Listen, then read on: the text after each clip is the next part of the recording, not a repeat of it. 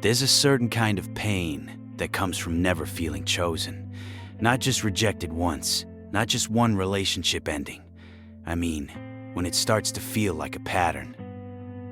Every time you open yourself up to someone, you end up in the same place, questioning yourself, comparing yourself, wondering what someone else had that you didn't.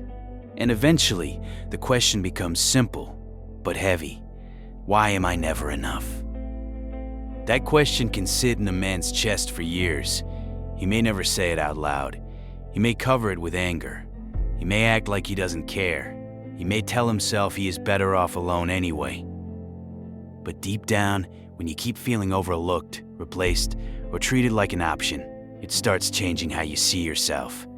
It stops feeling like, that person didn't choose me, and turns into, maybe I'm not worth choosing. And that's where the damage begins, because rejection hurts. Being left hurts. Feeling someone pull away from you hurts. But when it keeps happening, your mind starts collecting evidence against you. Maybe I'm not attractive enough. Maybe I'm too serious. Maybe I care too much. Maybe I'm damaged. Maybe I'm too much and not enough at the exact same time. That's a brutal place to live from. Because once you start believing you aren't enough, you stop showing up as yourself. You start performing. You start adjusting. You start trying to become whatever version of you might finally make someone stay. And a lot of men know that place. Being good enough to listen, good enough to help, good enough to be loyal, good enough to comfort someone when they're hurting, good enough to be there when they're lonely. But somehow, not good enough to be chosen fully, not good enough to be prioritized, not good enough to be loved in a way that makes you feel secure. And that kind of confusion wears a man down.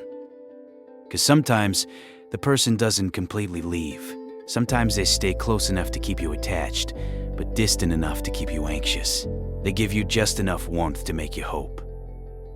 Just enough attention to keep you waiting. Just enough affection to make you question whether you're overthinking. So you sit there trying to figure out what's real. Do they care? Are they unsure? Am I asking for too much? Am I being insecure? Am I seeing something that isn't there? And when you already have wounds around not feeling chosen, that uncertainty hits even harder. Some men respond by getting cold. They pull back. They stop explaining how they feel. They start telling themselves they never needed anyone anyway. Coldness can feel like protection when caring has made you feel stupid. Anger can feel safer than sadness. Detachment can feel like strength when attachment has only brought pain. But some men go the other direction first. They chase harder. They try to prove themselves. They keep showing up. They keep hoping. They keep trying to become undeniable to someone who keeps making them feel uncertain. And that's its own kind of pain, because once you start auditioning for love, you slowly start abandoning yourself. You overthink every message. You measure every response. You wonder if you were too honest, too available, too emotional, too quiet, too serious, or too distant. You ask for less because you're afraid asking for more will push them away. You accept confusion and call it patience. You accept crumbs and call it loyalty. You keep waiting for someone to finally recognize what you have been trying to prove the whole time, that you're worth choosing. I've lived in that feeling. I've felt unchosen in every relationship I've been in on some level. That's not easy to admit. There's pride involved. No man wants to sit with the thought, why am I never enough? No man wants to admit he has compared himself to someone else. No man wants to admit he kept trying to earn a place that should have been given freely. But that question was there, and in my last relationship, it got loud. It made me question everything about myself, my value, my judgment, my masculinity, my ability to be loved, my ability to keep someone's interest, my ability to matter to someone the way they mattered to me. And the hardest part is, I don't believe I was the problem. I was not perfect. I'm not pretending I handled everything right. I have wounds. I have anger. I have things I still have to work through. but I know the difference between being imperfect and being the reason something fell apart. In that relationship, my normal instinct didn't show up right away. Normally, when I feel hurt, I get angry. I get colder. I pull myself back before the pain gets worse. But this time, I chased harder. I tried to prove myself. I tried to show that I was worth choosing. I tried to hold on even when I could feel myself losing parts of me in the process. And looking back, that's one of the hardest things to accept. Not just that I felt unchosen, but that I kept trying to convince someone to choose me. Because when you're in it, you're not just chasing the person, you're chasing relief. You're chasing the moment where they finally see you clearly, where they finally say, I understand now. I choose you. I'm sorry I made you doubt yourself. And when that moment doesn't come, something in you starts to twist. The hurt turns into embarrassment. The embarrassment turns into anger. The anger turns into coldness.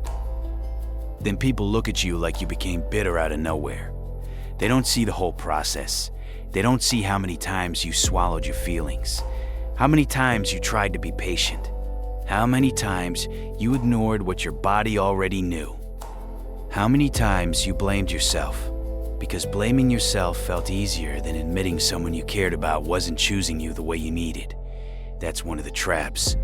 Blaming yourself gives you something to fix. If you were the problem, maybe you could become better. Maybe you could get in better shape. Maybe you could make more money. Maybe you could become colder, harder, less available. Maybe you could become someone they would finally want. But there's a difference between improving yourself and trying to become worthy of someone who made you feel worthless. One is growth, the other is pain wearing discipline like armor, and a lot of us have done that. We told ourselves we were leveling up, but deep down, we were trying to outrun rejection. We were trying to become so valuable that nobody could ever make us feel replaceable again. There's nothing wrong with becoming stronger. There's nothing wrong with building your life. There's nothing wrong with getting healthier, sharper, more disciplined, and more focused. Do all of that.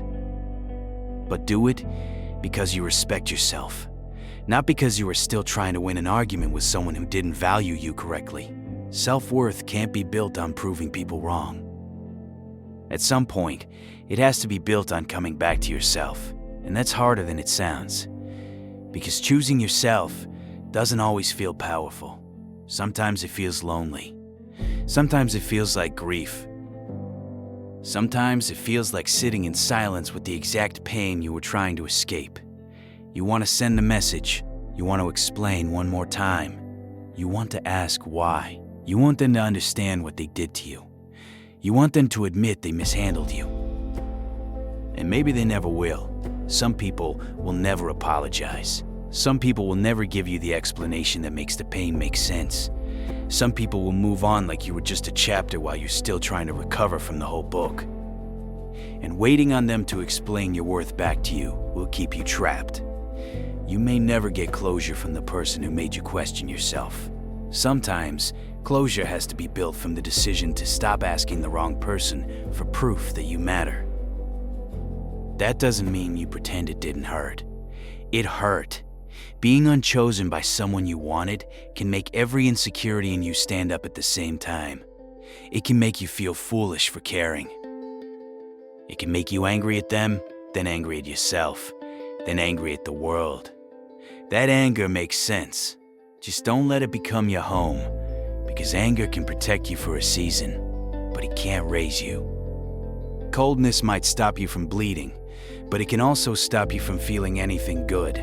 And the goal is not to become a man who never loves again. The goal is to become a man who doesn't abandon himself to be loved. That means we have to tell ourselves the truth. Maybe we stayed too long. Maybe we ignored signs. Maybe we confused being needed with being loved. Maybe we accepted uncertainty because we were afraid of being alone. Maybe we gave loyalty to someone who was only giving us access.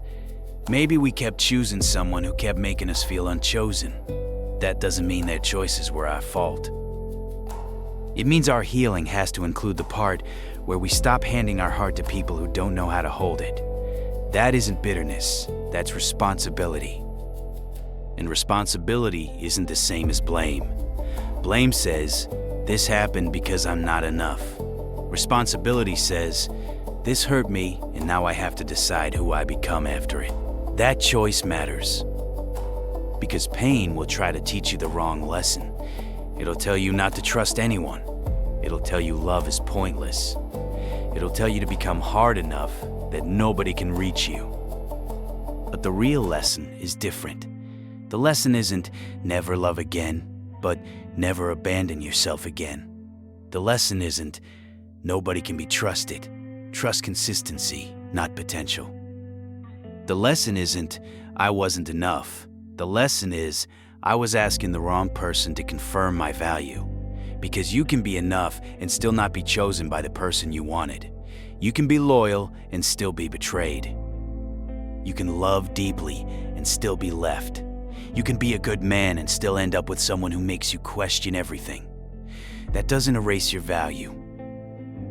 It means their inability to choose you correctly can't become your identity. If someone can't see your value after you have shown up, loved honestly, tried, stayed, and gave what you had, then they don't get to define what you're worth. That may sound harsh, but sometimes we need it said plainly. If they can't see it, they can't hold it. If they can't choose you, they can't keep taking pieces of you. If they keep making you feel like an option, you have to stop treating them like home. And no, that doesn't mean every person who leaves is evil. It doesn't mean you have to hate them forever. It doesn't mean you were perfect and they were the villain. People are complicated. Relationships are complicated. Sometimes people are broken. Sometimes two people are simply wrong for each other. But none of that means you have to let someone's uncertainty turn into your self-image. You do not have to keep asking, why am I not enough for them? A better question is, why am I still giving this person the power to measure me?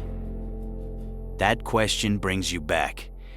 Because self-worth is not always some big emotional breakthrough. Sometimes, self-worth is not sending the paragraph. Sometimes, it's deleting the message. Sometimes, it's crying in private and still not going back. Sometimes, it's going to the gym angry, not to become someone they regret losing, but to return to yourself. Sometimes, it's admitting, I wanted them to choose me, and it hurts that they didn't. That's not weakness, that's honesty. And honest pain can become wisdom if you don't turn it into bitterness. The man you become after feeling unchosen matters. Don't become cruel just because someone was careless. Don't punish the next person for what the last person did. Don't mistake numbness for peace. Don't call it strength if all it really is fear with better posture. You can be guarded without being dead inside. You can have standards without becoming hateful. You can be careful without assuming everyone is the same. You can keep your heart and still protect it better. That's the balance. And for the man watching this, who feels like he is never chosen, I want to say this clearly. You are not disposable because someone treated you that way. You're not worthless because someone failed to value you. You're not unlovable because someone couldn't love you correctly. You're not weak because you wanted to matter. You're human. And maybe you were built to endure. But endurance doesn't mean tolerating anything. It doesn't mean staying where you're being slowly emptied. It doesn't mean proving your value until you hate yourself. A strong man still has to know when to leave. A loyal man still has to know when his loyalty is being wasted. A loving man still has to know when love is becoming the place where he keeps losing himself. I wish I could go back and talk to the version of myself who kept asking why he wasn't enough. The version that chased harder. The version that tried to prove something that shouldn't have needed proving. The version that got colder because caring made him feel stupid. I would tell him, you were enough before they saw it. You were enough while they ignored it. You are still enough after they walked away from it. If someone can't see your value, that is painful. But it's not proof that the value isn't there. Keep becoming the kind of man you respect. Keep healing the parts of you that anger tried to protect. Keep building a life that doesn't collapse every time someone leaves. Keep your standards. Keep your heart. Just stop giving it to people who only know how to mishandle it. And keep looking. Not desperately. Not bitterly. Not like you're begging the world to prove you matter. Keep looking with the quiet understanding that the right person won't make loving you feel like a debate. Until then, choose yourself. Not as a slogan, as a discipline. Choose yourself when you want to chase. Choose yourself when loneliness tries to make the wrong person look like home. Choose yourself when anger tries to turn you into someone you don't want to be. Choose yourself when the old question comes back. Why am I never enough? And answer it differently this time. You were enough. You were just asking the wrong person to confirm it. Sometimes the win isn't getting chosen by them. Sometimes the win is finally choosing yourself after spending too long trying to convince someone else to do it.